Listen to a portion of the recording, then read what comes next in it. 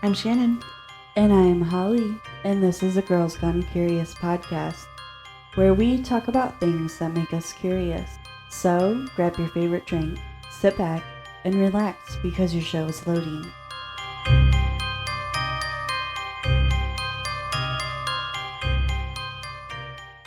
Today's episode includes the following trigger warnings: mentioning topics of sexual assault, kidnapping, cannibalism, and murder. This podcast is not suitable for children. Please listen with care. We do apologize if we say any of the names or places wrong in today's case. Besides the piece of shit, we can say his name wrong. Right. This week's true crime category is serial killers. So, let's get into it. Some childhoods are absolutely horrific. No one deserves to go through a childhood that is literal hell. However, I'm going to state that if one does have a bad childhood, it doesn't give anyone the excuse to be a horrible person. Correct. 100%. Yeah. For some, they will use the excuse of a horrible childhood as what made them the way they were. And for this case, that seems to be the reason as well. This is the case of Ottis Toole. Ottis Elwood Toole was born on March 5th, 1947 in Jacksonville, Florida.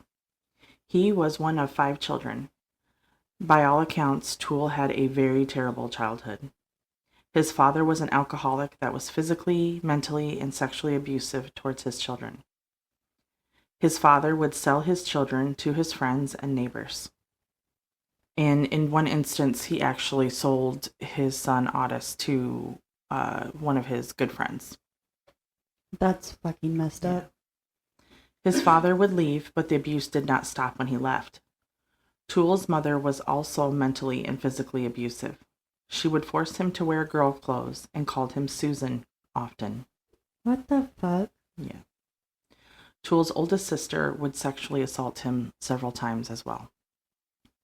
So he literally had no shit yeah. childhood. But that's not a fucking excuse. No. He seemed to get some relief when he would stay with his grandma. His grandma loved and worshipped Satan and referred to Toole as Satan's child. Like in a nickname, like loving way. Like she loved Satan and she loved him, so she referred to him as Satan's child. Wow. Yeah. This is all sorts of... all kinds of fucked up. She would teach him satanic rituals and her favorite pastime of grave robbing. What the fuck? That's not funny, but like... It's not funny, but it's just like, for real?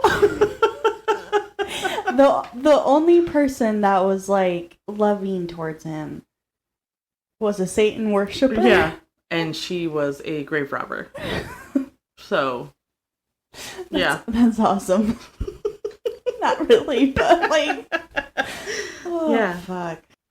Throughout his childhood, Toole would run away to abandoned homes somewhere in the city and stay there for the night. It's literally the only place he would feel safe. Yeah. As he got older, he would begin to set fires. He said it was very fascinating and it excited him. While in school, his IQ would be tested and he received a 75 on the test. He was diagnosed with an intellectual disability and epilepsy. Not during the same time the test was going on, but he did suffer from seizures. He would end up dropping out of school in the 9th grade. At this time, he would begin sneaking into gay bars in the area and began sex work to make money. He stated it was at this time that he became completely obsessed with gay porn. Toole admits that his first murder was when he was 14. He stated that a traveling salesman paid for his services. They were in the salesman's vehicle, but he got way too forceful, so Toole got him out of the car somehow and proceeded to run him over multiple times. How the fuck does that somehow... What, you just place them in the front of the car and like, stay here while I get in the driver's seat? I'm thinking he probably maybe, because he was 14, and the way he's kind of described as like a older, so I'm thinking like 50s 50s guy or something like that. And he knocked him around a couple times, being a 14-year-old kid, and maybe dragged him out. Yeah, hit him with something over the head to make him like confused, and then dragged him out and then ran him over. He didn't go into details as far as how he got him out of the car. But I'm sure he went into details how he committed his other murders. Yes. And strange enough, he doesn't mention what he did from the years of 1966 to 1973. And there are no records of him in Jacksonville at that time. So Jacksonville is where his main base, I guess, if you will. Hunting ground? Yeah, hunting ground, thank you, was. In 1974, Toole would rob a massage parlor in Colorado. He stabs the owner, Yan Lee, multiple times, including in the neck, and then goes after her coworker. The coworker is sexually assaulted, stabbed, and then shot. Toole ends up setting the building on fire. Fortunately, Yan Lee survived this brutal attack and was able to give a description of Toole to the police. They, however, were not able to catch him. In September, 24-year-old Patricia Webb was found murdered, and Toole was believed to be the suspect. Again, he got away. In October of the same year, 31-year-old Ellen Holman was abducted from Pueblo, Colorado. She was found on the Oklahoma border. She had been shot 3 times. It does not say if she survived. I'm assuming she did not, because she had been shot and, dropped off there. And kind of pretty much left for dead. Yeah. Police were on Toole's trail, and he knew it, so he actually headed back to his hometown of Jacksonville. So they knew kind of where he was, the direction he was going. I don't understand how they didn't catch him before he was actually caught, though. Well, and especially if he kept going back to, the same, his home base. Yeah. How did they not? Yeah. During this stint in his hometown, he would marry a woman that was much older than him. He claims it was to conceal his sexuality from the outside, but that she knew this when he married her. In 1976, Toole would meet Henry Lucas at a soup kitchen that was close to Toole's home. The name might sound familiar, and in case you're wondering why, Lucas is also a serial killer. The two were said to be inseparable and would often compare notes so they could either outdo the other or to become better at the crimes they committed. So they're not comparing baseball cards. They're comparing, I killed this person this way, I killed this person this way. You could have done it better this way. Yeah, probably. How about we team up and do it this way? Yeah. Toole would invite Lucas to come stay with him at his house. Now, in this house, at that time, there were several people, including his mom, his stepdad, because I guess at some point she remarried, niece and nephew, both around 11 or 12, Toole's wife, and now Lucas. After Lucas moved in, the two would become lovers. So it was they could cover it up because he was still married. So, have basically, secret type of affair. Yeah. Before Lucas came into the picture, Toole would bring home random men for his wife to sleep with and or sexually assault his niece. There are some that believe that Toole was sexually assaulting both his niece and his nephew as well. Then once Lucas moved in, he also began sexually assaulting the children. I wouldn't be surprised. So I'm not sure how the children came to live in that house. Clearly he had 4 other brothers and sisters. So I don't know if some of them were incarcerated and they stayed there, or because at that time the other siblings were not living there. Yeah. Or if they kind of just left their kids and went off and did whatever. Which is very true, because the whole family was...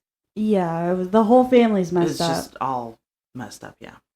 And looking at the house, there is one of the sources, just because I was curious as to what the house looked like, it is a very nice looking house, very large home. It looks from the outside anyways.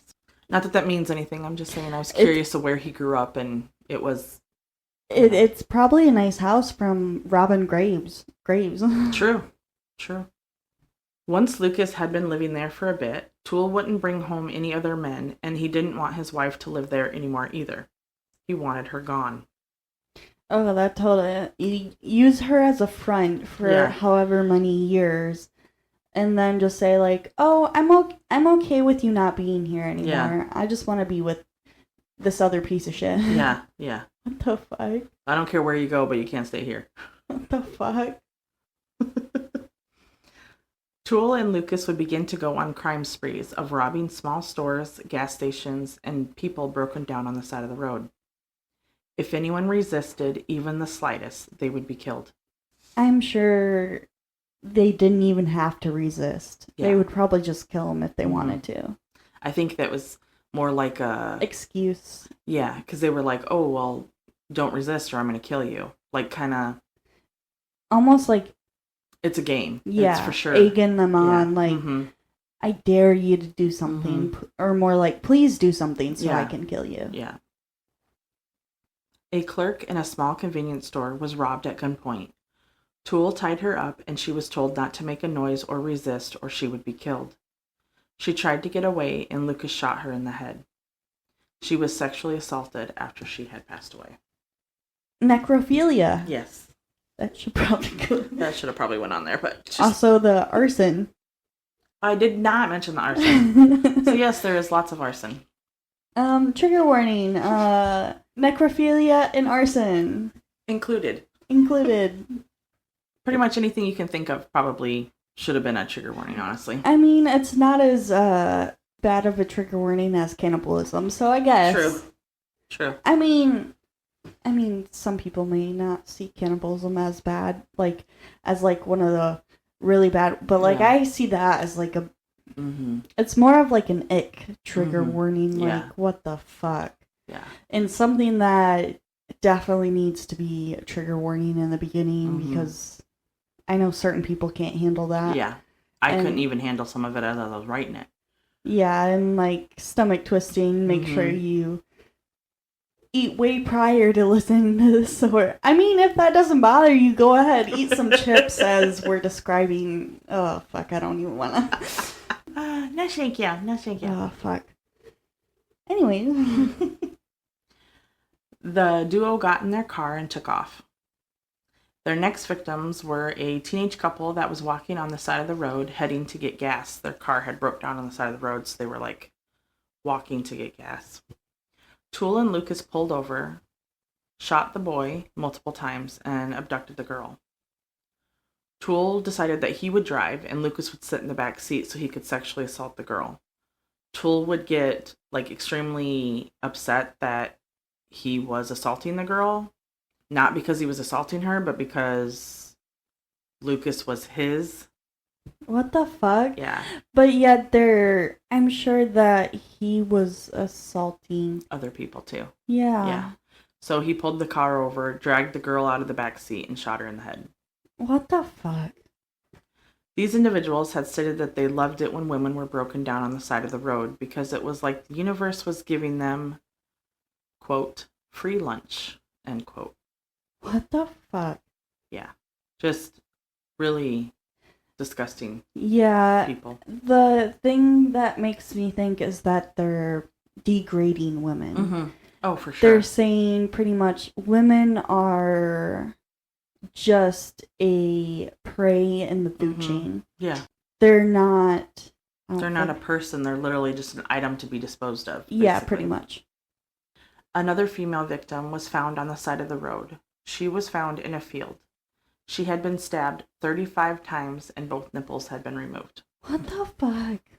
So this one, unfortunately, I couldn't find the names for some of these victims, but these are by their own accounts. I did this. So if they were not their victims, they definitely knew a lot of details of these victims. So clearly they were, if they weren't the one that did it, they were definitely the one there that helped in some way. The fuck? Toole claims to have killed at least 4 to 5 people in every state, but possibly more.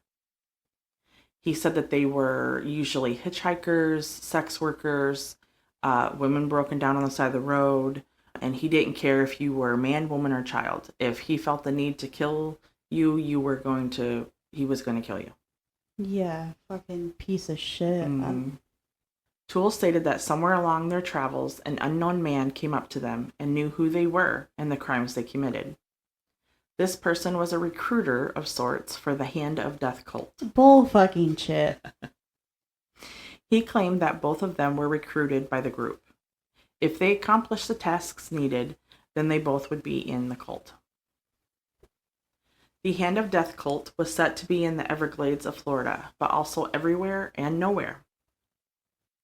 They could disappear in a moment's notice if needed. This cult was known for worshiping Satan and had human sacrifices. The two are brought deep into the Everglades to the makeshift compound. Here they are told that there is a person in the next tent over, probably a kidnapped victim, and they are to kill them, to make it as clean as possible. So Toole offers the victim some whiskey, and Lucas slices the person's throat, killing them as he's taking a drink. What the fuck? The recruiter is excited about what they did, and so to celebrate, they cook and eat the body of the victim. Everyone that was there participated in this ritual. And he said that there are several people, and the reason why they can disappear and reappear in places so quickly is because it's very high up individuals, like politicians and chief of police and Sure. senators, all those things. Yeah. And the two were trusted, and so they were tasked with kidnapping children of all different ages, depending on the client's needs. Some children would be kidnapped and sold to the highest bidder. Some children they would kill for practice or enjoyment. And I'm not going to go into details of those specific instances, whether they were full of shit that they did it or they actually did. Yeah. I'm not going to go into detail. There is a couple documentaries that do go into detail if you'd like to YouTube those. One of them, I will warn you, is 4 hours long. So in May of 1981, Toole's mother died. The stepfather either stays behind or gets out of the picture once his wife has passed. But Toole, Lucas, the niece, who I found out later his name is Becky, and the nephew head west to California. As they travel along, they would stop in multiple places along the way and continue their murderous ways. So they're with the kids? With the kids. So they're like, hey, you guys just stay in the car. We're going to go shoot a couple people. We'll be right back. What the fuck? But also I have to think that these kids know what's going on because they're both being assaulted physically, sexually, mentally. They grew up with it. They saw it all the time. They were victims of it. It's normal. Probably normal, yeah. And they tried to probably do anything about it, and yeah, they probably know that they can probably easily kill them. Yeah. Oh, so fucked up. Early 1983, they would head back to Jacksonville, Florida. Their relationship begins to get rocky between the two of them, and they end up going their separate ways. Some say that it was because he caught Lucas assaulting his niece, but he already knew it was going on. There was all kinds of different, that he had also killed a family member of Toole's. So there's all kinds of different stories. So we're not really sure as to what actually happened. In June of that same year, Toole burned down 2 homes. Toole would end up staying in a boarding house, so I don't know what happened to their home. I don't know if they let it go, if one of the siblings came and took it back over, or if the state got it. I don't know. He would begin a relationship with the owner, George Sonnenberg. They would get into an argument, and Toole would end up starting a fire on the home. So somewhere in the home, George is hanging out. Toole stated he went across the street and watched the fire burn and handled himself. Fucking disgusting. Yeah. So I don't know if he incapacitated him somehow, like if he knocked him in the head, or if he was they got into a fight and he went outside and started the house on fire. I am imagining that George would have been incapacitated somehow because he should have been able to get out of the house, I imagine. George would pass away a week later from his injuries. Maybe he locked him in a room or something. Yeah. Gave him a little something in his whiskey. I don't fucking know. Yeah.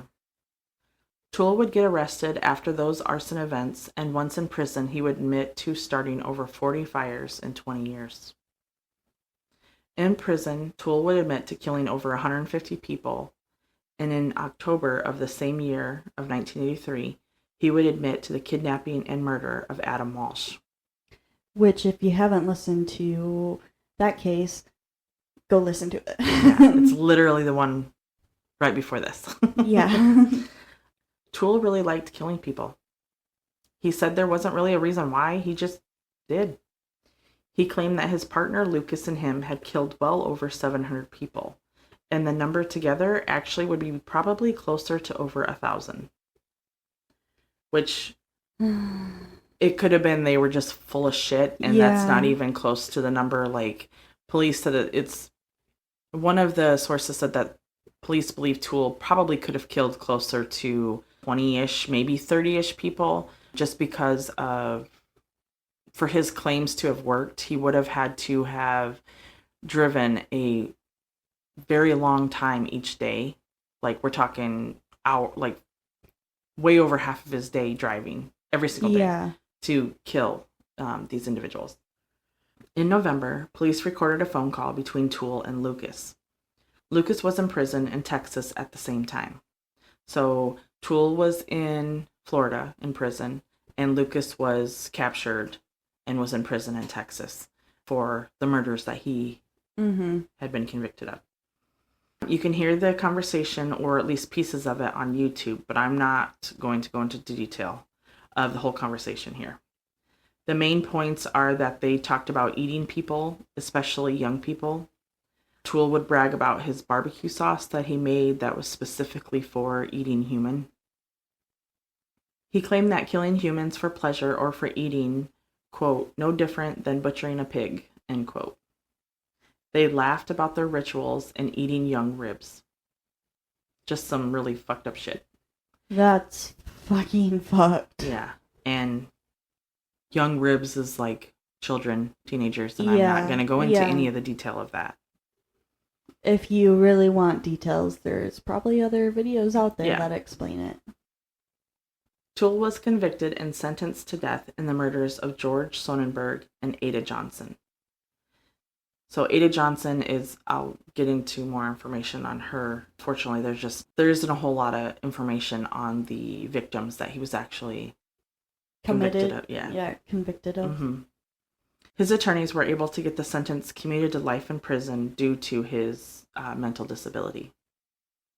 In 1991, Toole would be charged with and convicted of 4 more murders. He was sentenced to 4 more life sentences. I'm just surprised it's not more. Yeah, same. And this was in 91, so he actually does get convicted of more murders. But basically the way it seems to be is like he claimed he did 150 by himself, and then him and his partner did over 1,000. So the police are thinking that they could connect him to, for sure, 30. But there isn't enough evidence, and the whole mindset of, well, he's already in prison and he's dead. So, and we've come across this before where they're like, well, he's already dead, or he's already in prison for life. He's gonna die in prison, but like still convict him. Right. Like, what about the families that, especially with how evidence can be, how evidence can be processed now if there is anything. Yeah. Like as long as it's not sold off or destroyed somehow. Yeah, like our previous fucking case. Yeah. As long as the fucking detectives do their fucking job. Oh, fuck. I'm still like fuming over that. Same. Toole would be connected to several murders, but there wasn't enough evidence to convict him to those specific cases. The murders that Toole was convicted of were John McDaniel. John was the father of the Jackson County Sheriff at the time in the early 80s.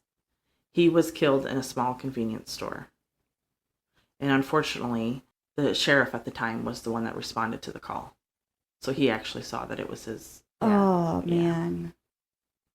Jerry Lynn Peoples was robbed and killed in her home. She was only 18 years old. Brenda Burton was a young mother that was killed during a robbery in her home. Ruby McCary was killed the month after Brenda. George Sonnenberg, that we talked about, and Ada Johnson was only 19 years old when she was killed. David Schallart was only 18 years old when he was killed. He was said to be a hitchhiker. Toole picked him up, assaulted him, and killed him. And, of course, the one that we just did the case on, and probably the most well-known case that Toole was convicted of, was Adam Walsh was only 6 years old when his life was taken. And Patricia Webb was only 24 years old when she was killed. Ellen Holman was 31 years old. So some sources say that Toole was convicted of 6 of the murders he committed, and others he is listed as the main suspect, but not enough evidence to convict him. But there's more than 6 on that list because he has been convicted of those ones. Yeah. It's just it was later than 91. Toole wouldn't be able to confess to any more murders or other crimes he committed if he was to be believed, because he died on September 15th, 1996. He died from cirrhosis of the liver and health complications from HIV. Before we get into any questions, if we have any, mentionings. So this piece of shit wanted to make a cookbook for consuming humans. He believed that his barbecue sauce was the shit and people would love it because, after all, quote, it's good on any type of meat, end quote. He smiles and laughs like he just made the funniest joke. And there is literally somebody, you can see the footage. He has someone come in and he's interviewing him and he's like, oh yeah, I tried your barbecue sauce. It's really good. Like, I made it exactly. What the fuck? Yeah. No. Yeah. He's like, thank you for sending the recipe. We made it. It was really good. And he's like, I mean, I didn't use it on the type of meat you used. That's not and like fucking, laughing that's at not it. Fucking funny. Yeah. And then Toole's like, yeah, it's good on any type of meat. It's not just the type I prefer, whatever the fuck it was he said. But what the fuck is wrong with people? Yeah. And he's like, I would really like to do a cookbook. And he's like, well, and any book can be written about me because, you can put whatever you want in there because it's not like I can get out of here. What the fuck? Yeah. And there's other instances that he talks about, like how he's really sad because he can't set a fire in prison because there's no wood. He's like, so I can't get off to anything because I can't cause a fire because there's no wood or paper.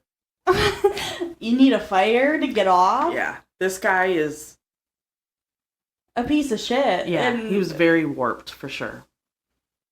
And I just can't even imagine, like, the person who's interviewing him is like laughing with him, and I know they're trying to build rapport, so he gives up information. Yeah, but like, to be like, yeah, I tried your barbecue sauce. It was great. It was really good. No. You really should do the cookbook. What the fuck, man? What the fuck? There's a difference between, like, warming a person up and, like, doing whatever the fuck that is. Yeah. And you can see the individual who's asking the questions or, like, talking to him. He has a piece of paper with, like, I'm assuming it's questions he wants to ask. And he's, like, gripping the paper. God damn. So I'm like, clearly he's not comfortable in the situation. But I don't know. I just can't. I could never. Mm-mm. And him all excited that the prospect of creating a cookbook for cannibalism. Yeah. What the fuck? And I believe he said he thinks it would do really well in Australia. Why the fuck he would even say that, I have no idea. What the fuck's going on in Australia? Yeah. Or he said he believes it would do really well in Australia, or there's a real interest from Australia, or something along those lines. And I'm like, what the fuck does that have to do with anything? A lot of times, like, he mumbles a lot and he is saying a lot of shit without saying a lot of shit. So I think a lot of times he just likes to hear himself talk, obviously. He's saying, like, bullshit just to talk. Yeah, and to get a reaction. Yeah. I think he honestly enjoys seeing what kind of reaction he can get by some of the bullshit stories that he comes up with, which some of them could be true, but I'm just watching how he wants attention. Yeah, how he acts, like, even in the, I don't know, it is bizarre how he acts when he's telling his story. So as we talked about in the episode on Adam Walsh, Toole wasn't convicted of Adam's murder until December of 2008. Yeah, because they didn't develop the fucking film. Yeah. So they didn't develop the film. They sold the car as junk. And then the carpet that they had cut out that was blood soaked just vanished into thin air, apparently. Only thing left was a machete they and couldn't even get blood from because it wasn't stored properly. But at the time they didn't know, so I'll give them that. But yeah, they knew it was blood. They did know it was blood because they did the luminol test, so they could confirm that it was blood. But they didn't preserve it correctly to try and pull samples off of it at a later date. What frustrates me the most is that they literally had the film and they don't develop it. Yeah, not until 2008, which the piece of shit had been dead already for however many years. It's not important. And the thing is, if you would have developed the film, you could have confronted him about it and said, like, hey, like, we have this evidence. You did it. Yeah. And there's no, like, denying it. And you could possibly get more information from him. Yeah.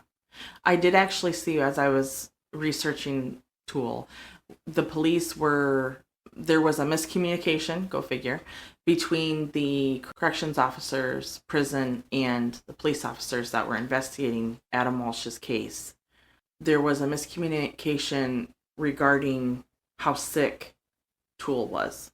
And they were hoping to get in and talk to him again before he actually passed. Like, clear your conscience, blah, blah, blah. Yeah. Where is Adam? Where is he buried?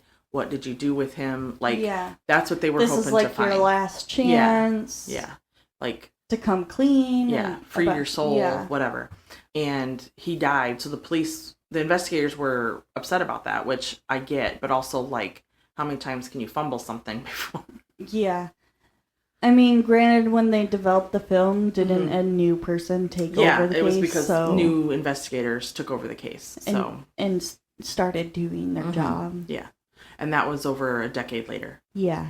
So it's fucking ridiculous. And it was his niece, I guess, that told the police and told John Walsh that he had confessed to killing Adam, which he was already, later on he was convicted, but on his deathbed he said that he was responsible for killing him. Well, didn't Toole say that, like, didn't he, like, confess, like, 25 times? Yeah, he confessed 24 times and he recanted several times as well. And the first time he recanted, it was because he had heard that Lucas was in prison and he was scared of whatever, but he was in a different state completely.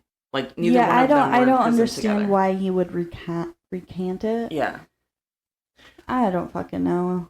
And then it was another serial killer that he happened to be in cahoots with? No, like that he was in the next cell, but I can't remember who it was. So you have Dahmer that was thought to be a suspect. Yeah. And then while Toole's in prison, not his cellmate, but the very next cell over is another serial killer. What the fuck? Fucking lumping them all up in the same place. Toole wasn't convicted of some of the other murders he confessed to because of all of the times he had recanted. He thought it was a game, and so officers had to go with the evidence that they had because of all the stories he would tell. Yeah, I'm sure he would spin a bunch of stories and say, like, oh, this happened, and then, like, turn around and say, oh, actually, this happened. Yeah. So, and he's actually buried at the prison. Nobody came and claimed his body. Shocker. Even though his niece did go see him on his deathbed, maybe it was so she could actually see that he was dying because he was one of her assaulters. Yeah. So maybe that's why. But the family was like, nah. Yeah. The cult that Toole claimed he was a part of, the Hands of Death, is not mentioned anywhere or found to be true. The only information on this cult is what Toole and Lucas claimed. So when you go to search them, and you search the Hand of Death, the only thing that comes up is either Toole or Lucas. Yeah. I searched it up because I was curious. Yeah, for sure. It says there's a book and stuff too, and it's like, what the fuck? This isn't to say that it isn't real or that it is real, just that there isn't any information on it anywhere except for what they claimed. Police did investigate. Police said they investigated all the claims and discredited all of them regarding the cult. But the thing is, if it if there is a cult out there that has a bunch of higher people up Mhm. in it, would we even... Right, would we even know? Yeah. That's the thing. It's like, I'm sure there's a bunch of cults out there that we don't even know of. Yeah, that exist. If you are interested in learning more, hearing him talk, it's just creepy. There is a documentary regarding Toole and his crimes. It's called Death Diploma. It was released in 1987, so it is definitely 80s. Older, yeah. Yeah, older. And it's not just on him. It does include, I think, 7 other serial killers at the time. But it does have footage from like interviews, interrogations. There is some information on there if interested. I think I'm good. Same. I think I heard enough. So I don't have any questions or thoughts other than this person's a piece of shit, and Yeah. I hope there was some sort of karma. Yeah. Something. I don't know, but I imagine passing from cirrhosis of the liver and the other complications that he had was HIV, was not a pleasant way to go. Yeah. Well, hope karma's a bitch. Yeah. I don't really have any words. I don't either, except, what the fuck pretty much Sums it up. Yeah, and... What the fuck? Yeah, that pretty much sums it up. Our hearts go out to the victims and all affected in this case. With that is all we have for today. Thank you for listening. If you have any questions or comments, you can find us on Spotify, YouTube, TikTok, and Instagram at Girls Gone Curious Podcast. Until next time.